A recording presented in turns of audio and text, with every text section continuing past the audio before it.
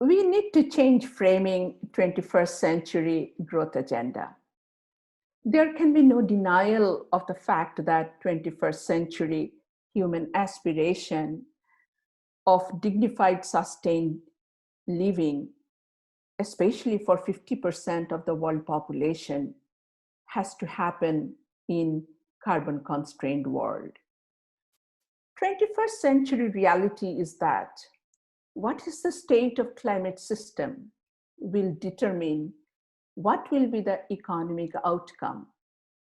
But it is not just a one-way relation, because what economic development model each country adopts will also determine what is going to be the state of the climate system. The extremely important role of the climate system is becoming more and more clear with more new scientific evidence. IPCC special report on global warming of 1.5 degrees Celsius is able to attribute now approximately 1 degree Celsius rise in temperature over pre-industrial level to human-induced climate system. Many adverse impacts on multiple aspects of human life and nature, for example, water, forest, sea level, and so on, are already visible. Sub-Saharan Africa, South and Southeast Asia are going to be severely impacted. In this altered system, every bit of warming matters. Adaptation to higher and higher temperature is impossible, both for human and non-human systems. Every year matters. For sustaining well-living on Earth, we need to act now. We need to make 2020 a turning point, and emissions should steadily decline to reach 2050 net zero target. Every choice matters. It is becoming extremely important what economic development model each country adopts. That will determine what is going to be the state of the climate. Every choice we make in our various roles and capacities as individuals, citizens, corporates, investors, policymakers, professionals will determine the state of the climate system. This is also true that all these need to happen simultaneously with multiple other unfinished economic agenda and in the context of sustainable development. Emission reduction by shutting down all economic activities is also not a desirable solution. Fast-growing developing countries of 21st century are in deep dilemma. Should they stop growing or keep growing? Or how to grow differently? Frequently asked question is climate first or development first? Answer is both are inextricably related and need to happen together. Pandemic has yet again proved the need for triple bottom line of development. We need all three: economy, society, and environment, as they reinforces each other for a sustainable living.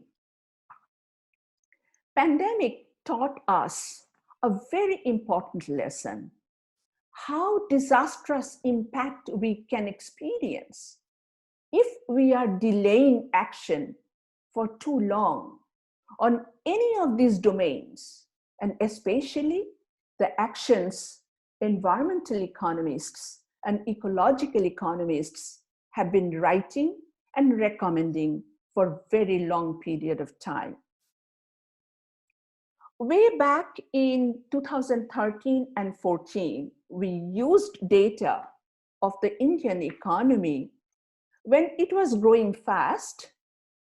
We observed, using triple bottom line concept, India was not on sustainable development path because of its disease burden, mostly coming for poorly managed water and air quality. So human sufferings can be related to all these unfinished agenda of sustainable development. Environmental and ecological economists have been recommending for creating virtuous cycle through non-declining productive base of the economy by investing in 4 kinds of capitals, in 5 kinds of capitals: natural capital, human capital, social capital, knowledge capital, and physical capital. Earlier, it was only on the physical capital which countries used to invest.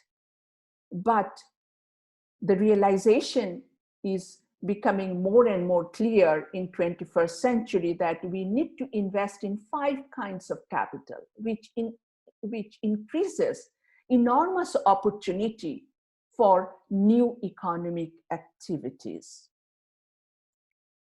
21st century operational framework understands very well that these 5 capitals in which every country need to invest, which is known as genuine investment, leads to human well-being. But that human well-being can be negatively impacted by the disaster and the climate change. But the operational framework from the very beginning of this millennia, it was thought of globally by all the countries that by different indicators, we can make the people work towards a framework which leads to positive impacts on human well-being. So we have seen that there has been Millennium Development Goals with 8 goals, then the Sustainable Development Goals with 17 goals. There is Sendai Framework for Disaster Risk Reduction and the Paris Agreement on keeping temperature level well below 1.5 degree, well below 2 degrees Celsius. So there has been support within the literature for a very long time to think in terms of preventive action. Preventive actions are like avoiding the impact. So do we really go for higher temperature level and have direct impact on health, or indirect impact on the vector-borne diseases or water and health damages, which leads to loss of benefit and negatively impacts human well-being? Or do we make an entry point by avoiding the temperature rise, and so that there is less impact in terms of health damage, and there will be less need for investment in making shifts and improvements? So this is important in the sense that this really is based on the earlier framework where we said that the 5 capital investments are needed for sustainable development. So if we think in terms of nature-based solution, that means investing on the natural capital.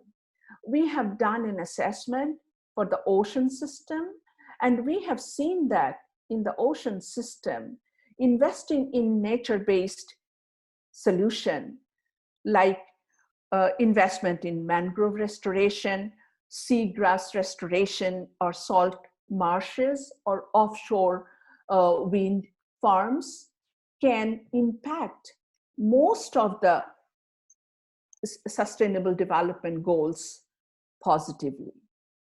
So it implies that preventive action can be triggered by investing in 5 kinds of capital, and not just on building the physical capital. But we do need human capacity, we do need nature-based solution and the natural capital formation and investment in nature. And also we need the knowledge capital, so evidence-based informed decision making. So in almost all the studies, we are finding that it is possible to avoid emission for making sustainable living. I'll give you some more examples which we have come up with and which are accepted for publication also, that even in transport sector, there can be preventive actions. And preventive action can be in terms of, say, for example, if we reduce ownership of vehicle and we take more shared mobility, if we make urban living in more compact cities, there are shift and improve options which need to happen anyway. But for the fast developing countries who are going to build 70% of their 50 to 70% of their infrastructure in next 2 decades, there is a huge opportunity for them to grow by preventive action so that they can avoid emission. This is true not only in the transport sector, but also in building sector. What we looked into is that how we can make the building design passive and how we can avoid emission. And these bars are showing that, pink bars are showing that how SDGs have positively interlinked to these activities. And the black bar is showing that how many actors, like the business, like the policymaker, the building designers, whom we need for, so what percentage of actors do we need? So what kind of actor network, social involvement, community involvement we need to make? There are some negative impacts which we can see by the blue bars, but what it simply means is that we can manage these by redistributive policies, and so that the positive impacts can be increased. Even for industry sector, by eco-industrial park, by circular economy design, we can avoid emissions. So we need to understand that there are ample of opportunities which we know today and which are happening already at different scales in different countries of these fast developing countries. So it is matter of replication and scale up for other countries so that there can be acceleration towards reduction in emission. But one take-home message, as I said, is that strong national institutions, engagement, and business and industry and community involvement, without international cooperation, we cannot achieve the positive impacts. So the take-home message for me is that when we are talking of sustainable living in post-pandemic world, inward-looking narrative, which is growing now, is inappropriate, is inapplicable. We need change architects who will build climate economy driven sustainable development rules. And 21st century development framing needs to be done by these change architects. And what it simply means is that we need to get out of our narrowly focused, just the physical capital driven gross domestic product creation, which is very narrow economic flow which it provides. But we need to create the new climate economy through mitigation, adaptation, and removal of emissions. And that can happen in multiple ways. I'm giving you an example from Indian agriculture sector, where nutrient management is happening through neem coating of the fertilizers. And then there is also system of rice intensification, where irrigation is happening with less and less energy and water requirement. And there is climate smart agriculture, which is both adaptive and mitigative. So all these are nothing but adding to new economic activity and can be accounted for in the gross domestic product.